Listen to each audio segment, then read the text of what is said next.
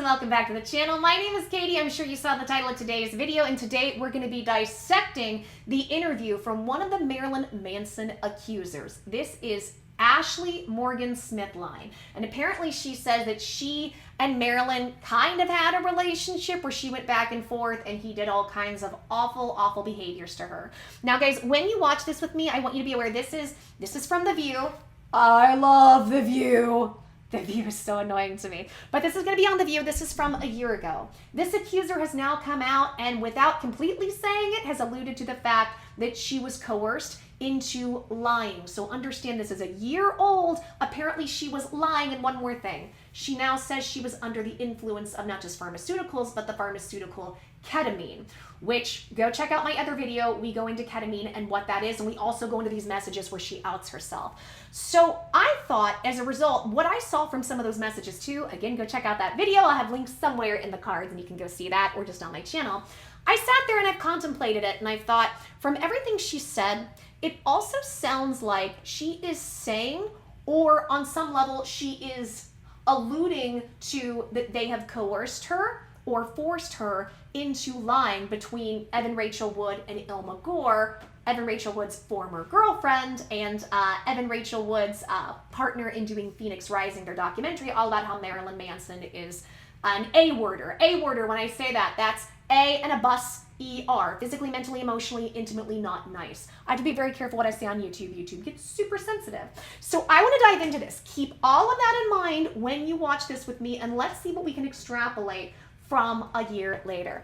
Also, if you're new here, you like this kind of content, would love to have you around. I just giggle at all the dumb stuff we see in the news and see what we can extrapolate with it. Have fun and learn something. So make sure and subscribe and hit that notification bell. And guys, $100 gift card giveaway is happening today. I'm announcing a winner sometime in today's videos. So make sure and watch the videos from start to finish to see if you've won, and make sure and do this because I'm going to continue to do this for at least another couple weeks. So good luck, everybody. What you have to do, like the video, subscribe, hit notifications, comment, share the content, watch the video from start to finish. You're entered and eligible, and do it for every video because the more times you do it, the more chances you have to win. All right, let's dive in. Okay, you guys know the ritual. Got to move my computer slowly so my mic does not cut out. And magic, it works. I don't know why, but it's working. So again, guys, this is from The View. So let's go ahead and let's see exactly what she has to say. And remember, she now says she was on ketamine, and she says that she was, on some level, she infers that she was possibly coerced to lie. About to hear disturbing allegations that are not for young ears. So if you have young children in the room, please put them out of the room and let them go do something else. And so far, at least 17 women are reported to have made abuse claims against rock star Marilyn Manson. And yesterday, model Ashley Morgan Smithline filed a lawsuit alleging that he put her through living hell of physical, emotional, and sexual torture. She joins us now with her lawyer, Jill Elwinger. Sarah, I believe, has the first question. Yeah, welcome. Okay, this is going to be a little mean and petty. Is it just me, or does Whoopi seem like she might be on something too? Allegedly. I'm not saying she is. But also, guys, I watch everything on 1.5 or double speed. So when I slow it down to real speed, to me, everybody looks drunk. It's kind of a problem I have with YouTube. But I'm a Gemini. I talk fast and I can listen fast. But I just wanted to sound off in the comments. Does Whoopi seem a little out of it? Or is that just always Whoopi and I'm just double speeding everything? Welcome to the show. Ashley, can you start from the beginning? When did you first meet Marilyn Manson? And what was your relationship like at the beginning? Hi, sorry, thank you for having us. I was kind of bombarded by Facebook messages, by emails, by Skype calls that I don't know if he remembered. He did all of these different things, but we first connected over a Skype call. In the summer of 2010, I was modeling in Bangkok, Thailand. Okay, is it just me or does she seem a little slow and a little out of it? And keep watching because, like, this is another thing. As they keep interviewing her, things seem to get weirder and weirder. Ashley, you say that after a few months, your friendship evolved into a consensual sexual relationship, and every time you had a break from modeling in Asia, you would live with him in his Los Angeles apartment. According to you, this is when the psychological, physical, and sexual abuse started. Can you tell us about some of the things you say that he did to you? Yes, it began quite quick. I flew out, and within the next day I was in his home. I woke up bound, and he was having sex with my unconscious body. So that was my first experience, and then from there it was the abuse just worsened. I was dehumanized, I was degraded, I was treated like an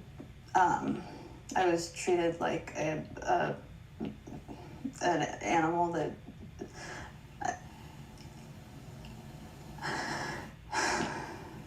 yeah. So that to me is the most telling. She seems, and you'll see it when the interview starts asking her questions, she'll kind of look out of it.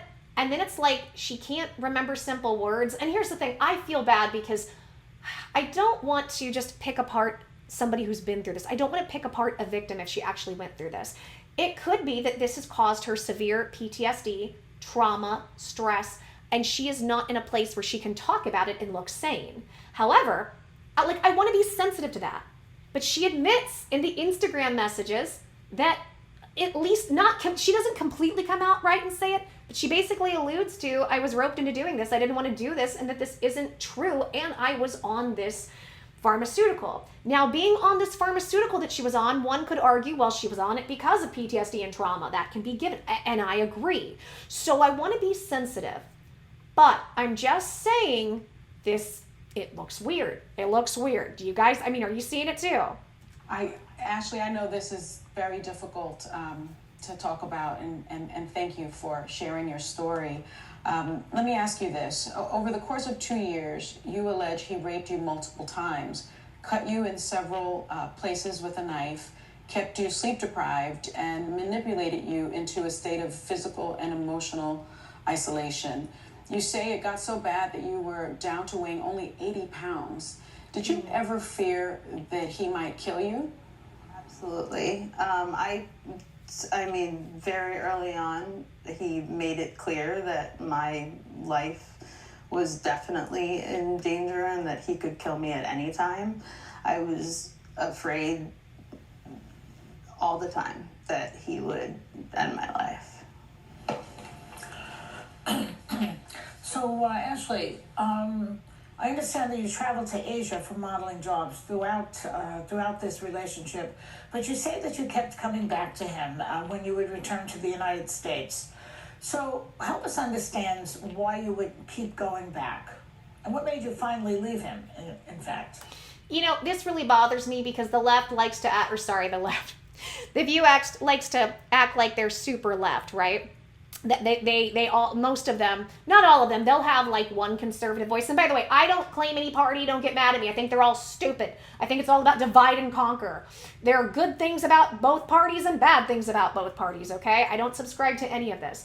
But if they're so woke, they should be aware that's not a question that you should even ask a victim. What makes you go back? Trauma, PTSD, she already said she was scared. I'm saying if everything that this girl is saying is true, I'm not saying it is, I'm not saying it isn't. Let's entertain. Joy Behar, who already drives me nuts. This woman drives me nuts because it's like she thinks the left is still the left of the 80s and the 90s and the 2000s, and it's absolutely not. The parties both have dramatically shifted in their stances and how they act and what they do. And I'm not here to argue any of that. But in regards to this, they should, if they're so woke and so progressive, they should know that's not something you ask a victim. She already said she's scared for her life. Why did you go back? Well, what if he was also, saying that they're going to hurt the family? Or, there's so many, trauma does so many things to you and makes you act in ways that aren't logical because you're under a state of terror for your life. That part, I'm sorry, not to get political. This show, I don't like this show. These people drive me nuts. I was extremely manipulated. I felt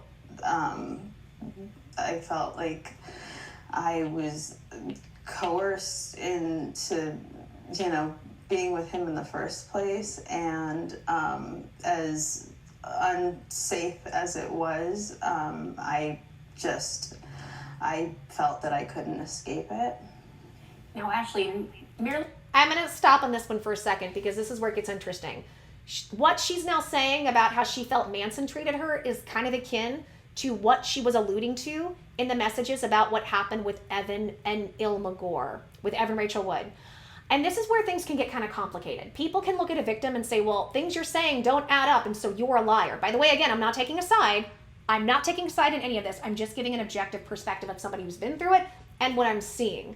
And I think it's difficult because when you are under trauma, PTSD, when all of that has happened and it possibly causes mental health issues, anxiety, you are not going to be functioning perfectly or correctly. You may not fully remember everything correctly. So the problem is, though, which one is true? Because it seems like she's claiming both Manson and Evan have done, now she hasn't said Evans or Ilma have done all these horrible, awful behaviors she's claiming Manson has, but it seems like she is saying on some level there's coercion on both sides. My question is, which one is true? And people could say, well, if she says that, then she's lying. Well, maybe not. What if Manson did all that and Evans and Ilma also are doing things behind the scenes to hurt her, to make her come forward, or to exaggerate, or to embellish? Maybe it's both. What I'm saying is, when somebody's under trauma and PTSD, don't fully discount them simply because maybe their stories change up a little bit or because of how they look. Which sucks because we want to go by evidence. And that's the hard part of all of this. It's like, well, we want to go by evidence and we want to go by credibility. But the credibility of something like this can be shot simply because of what they're going through. Not to mention, she's on something. This is where I talk about this all the time. These topics are so gray. There are so many gray areas. And I'm not for or against, and I'm not trying to encourage one thing or the other. I'm just giving information.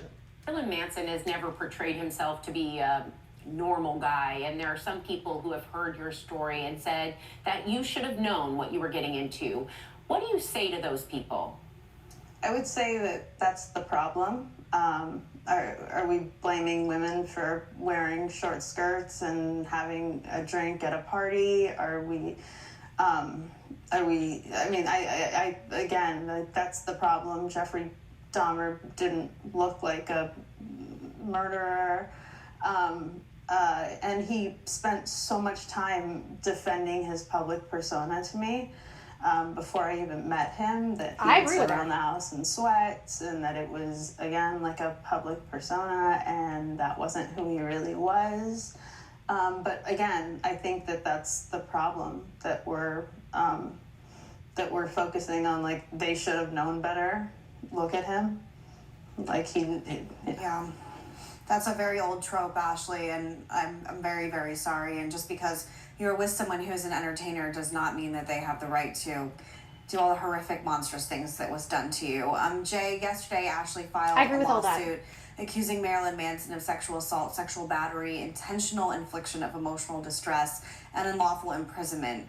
There are some people who believe that Ashley and the other women who have sued Manson are doing it for money. It sure doesn't sound like that to me, but what's your reaction?